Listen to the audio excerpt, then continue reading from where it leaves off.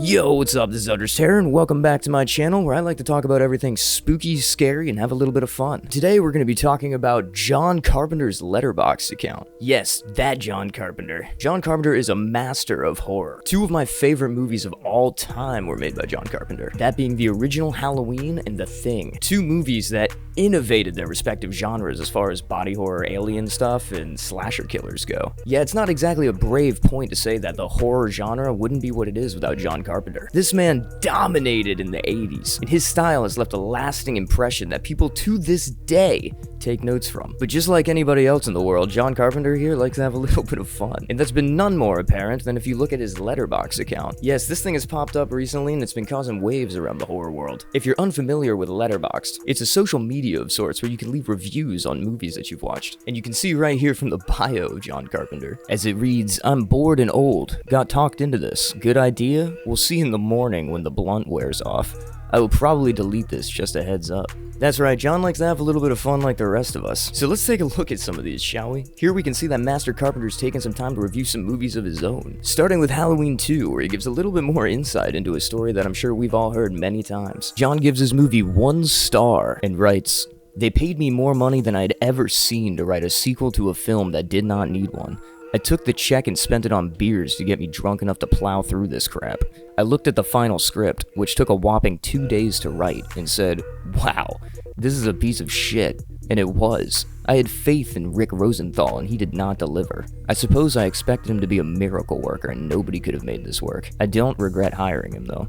Yeah, it's no secret that John Carpenter has always hated the Halloween 2 sequel. We've seen him talk about this in interviews for years standing. I think we've all heard this legendary story about Halloween 2 before. It's well documented that John Carpenter had to chain himself up in a cabin to get through this thing. This was a movie he did not want to make, as he really wanted to make Halloween 3 at the time. But the studios needed more Michael Myers, so here we had it. So it seems like a tame spot to start this off here, but what has he said about some more of his movies? On the subject of They Live, a movie that he liked a little bit better, John writes, "This is one of my favorites of my own. I originally wanted Kurt Russell in the lead role, but he was not available. I thought it would instead be cool to cast some sort of rock star, like, hey, is the guy from Metallica available?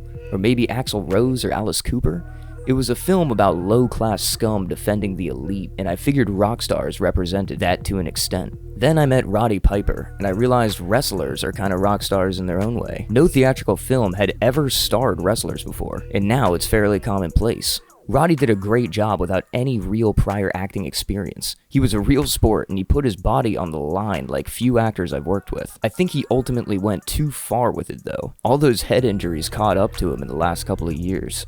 We met up in June 2015 to watch They Live one last time together, and he died in July. He told me he didn't think he'd make it to the end of the year, and I knew deep down he was probably right. R.I.P. to Roddy, a great man and a great friend." John was absolutely right, and this move was very ahead of its time.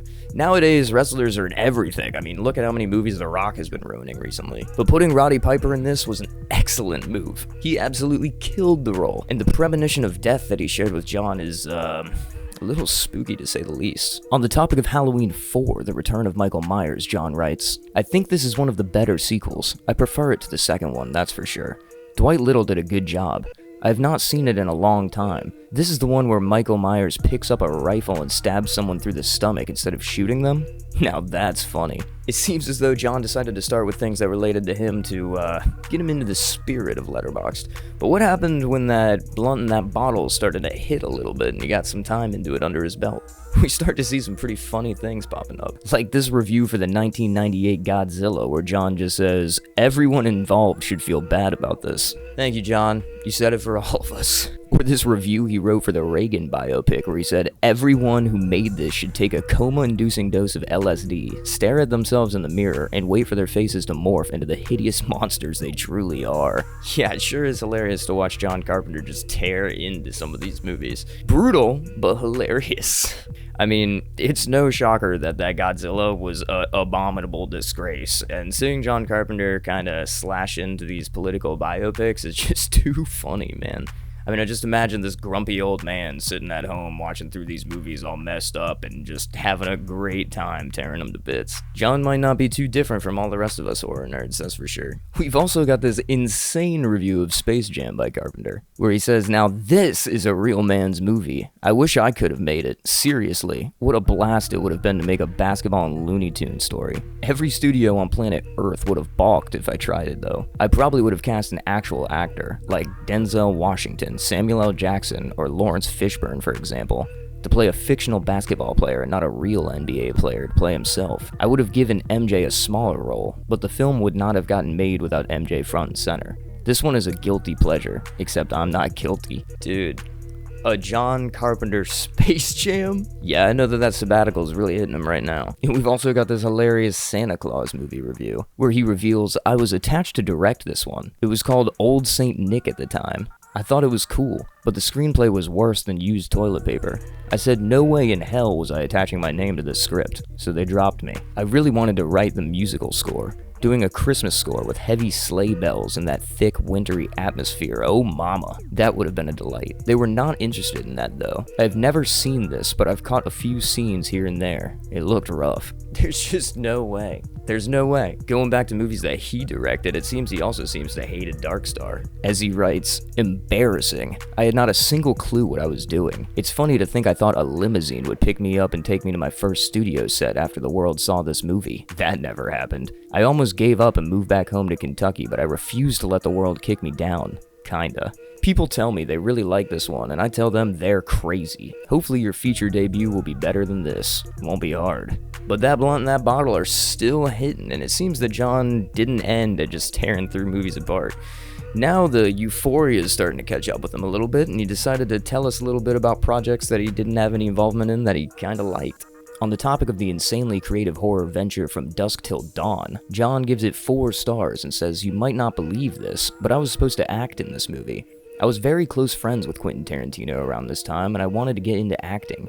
He wrote me into the character Sexy Machine. I wanted to act, but I found that role to be ridiculous. Then I discovered I could not act, and I got cold feet. I got busy with another movie anyways.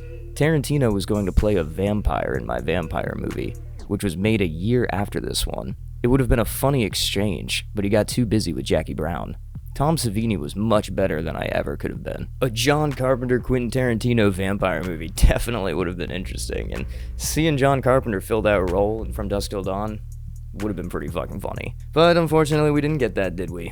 No, and it seems we also almost, but didn't get, a John Carpenter's It. Yeah, that's right. Pennywise the Clown could have been another John Carpenter creation, if all the pieces had fallen into play. But let's hear from the horse's mouth. This is another film I was approached to direct. I did not enjoy working with King on Christine. That guy is a fucking crack. I took a look at this phone book of a novel and pondered why the fuck a novel about a killer clown needed to be 1,008 pages. Then they wanted it to be straight to TV? Nope. Oh, and the title would have been John Carpenter's Stephen King's It. I passed it along to my friend Tom, and he made good work out of it. He did what he could. I barely remember it, but I liked it more than the 2017 version. Tom added an edit over a close-up of the clown's face that slowly dissolves mid-laugh to the next scene.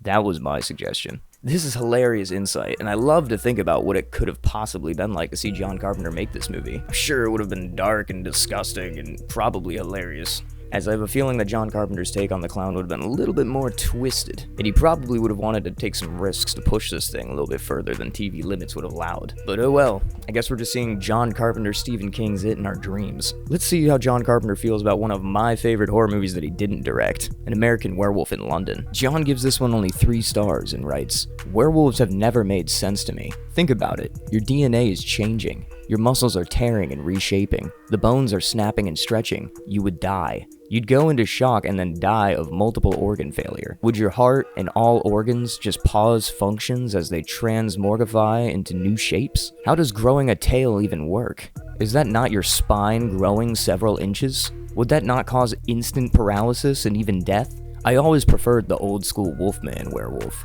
A man could survive that transformation. Vampires make more sense. They got fangs and bite people. Sunlight bad." Yes, it seems that John struggles with the idea that only silver bullets can kill these werewolves. Doesn't seem that he really took into consideration all of the other werewolf lore when he wrote this, but you know, we'll blame the blood in the bottle. This is still a hilarious take. But to close things out here, let's see how John feels about modern slashers. John gives Terrifier 2 2.5 stars and writes, "This is a fun movie, but it's far too long.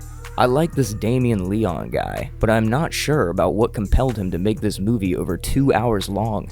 A 90-minute cut would have gotten 4 out of 5-star rating for me. He's got talent, and so does Lauren Levera. I wish him the best luck with his new movie." Honestly, John, I agree. The Terrifier franchise is pretty awesome and I think well needed in the modern horror atmosphere. Too many people are afraid to take risks, and Terrifier is just a bloody, disgusting good time for slasher fans. But that new one was a little bit too long. I mean, they definitely stretched out some of the scenes of people dying, and it was to egregious extents. But you know, it's Art the Clown, so whatever. What am I to say? John Carpenter, on the other hand, probably would take his word for what it is. Okay. Now that we're here at the end of the video, I have to give up the ghost a little bit. No, this was not actually John Carpenter's Letterboxd account. At the time of starting this video and planning it out, getting all of these things involved, the internet was 100% convinced that this was John, mainly because the things that he wrote here are actual things that he would say and have said in the past. Now, it seems that this account was a super fan making it up to try to fool the internet. And fool the internet they did, and gave us all a good laugh as well. But I have to be 100% honest here, this account has been banned, it was shut down, this is not actually John Carpenter. However, I decided to send the video though because I do believe that these are all sentiments that he has echoed in the past. A lot of these things were taken from interviews that he had already put out previously. So in a way,